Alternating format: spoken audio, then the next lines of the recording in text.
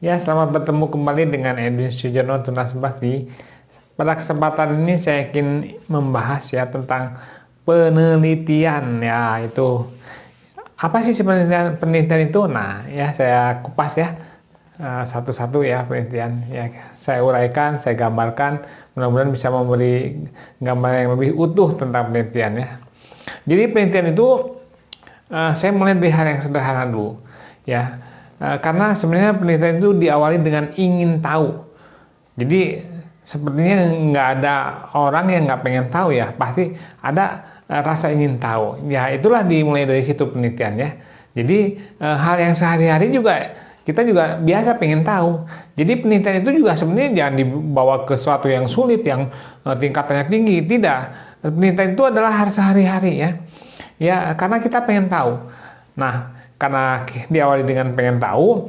Nah, pengen tahu itu kemudian diteruskan menjadi satu topik, satu judul ya. Ya.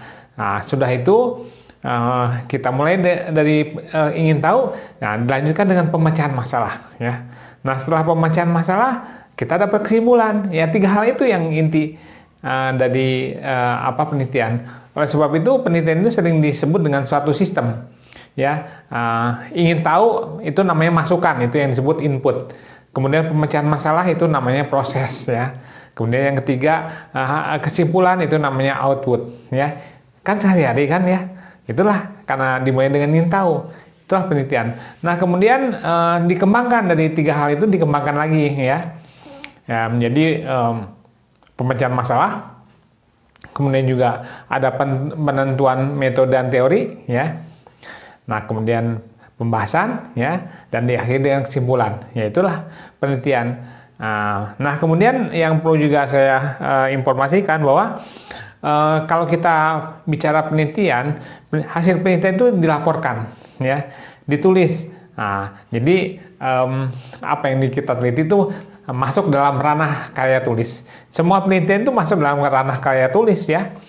Nah, kemudian dari penelitian itu kita informasikan lagi atau saya informasikan lagi.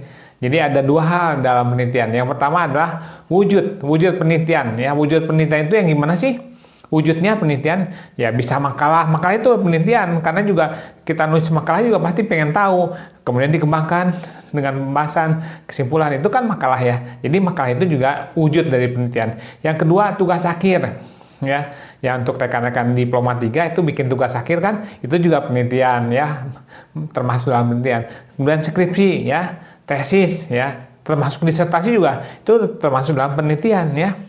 Nah kemudian bagaimana penelitian itu diterapkan ya, diterapkannya gimana sih ya, penelitian itu diterapkan dalam beberapa model ya. Yang pertama kuantitatif ya, cirinya dengan angket ya, adanya angket. Kuantitatif ada hitungan-hitungan ya, itu kuantitatif ya. Kemudian penelitian kualitatif ya, salah satunya dengan wawancara ya.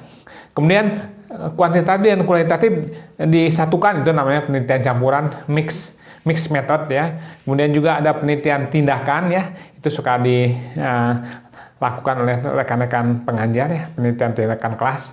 Bisa juga tindakan di perusahaan, di kantor juga bisa, tidak hanya di kelas atau sekolah ya. Bisa dikembangkan penelitian tindakan itu. Kemudian ada juga penelitian eksperimen ya.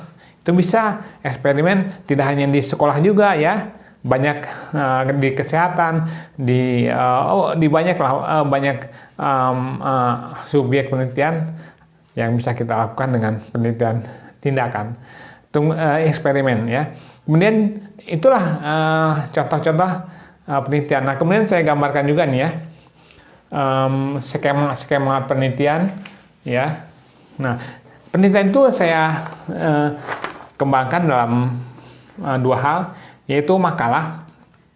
Ini yang pertama adalah skema dari makalah ya. Makalah dimulai dari judul, kemudian latar belakang ya.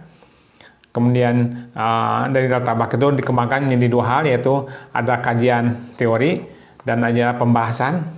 Kemudian sampai dengan kesimpulan. Kesimpulan menjawab latar belakang masalah atau masalah ya, seperti rumusan masalah, tujuan makalah, latar belakang makalah ya.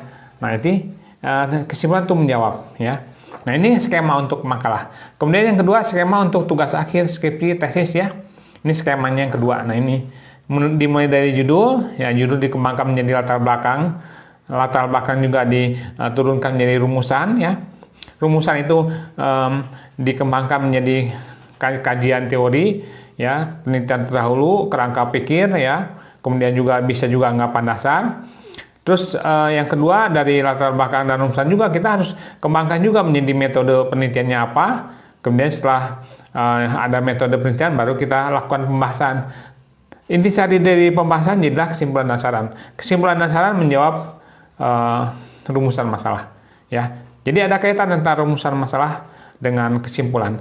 Nah, ini yang namanya input ya, latar belakang ya, judul itu input ya.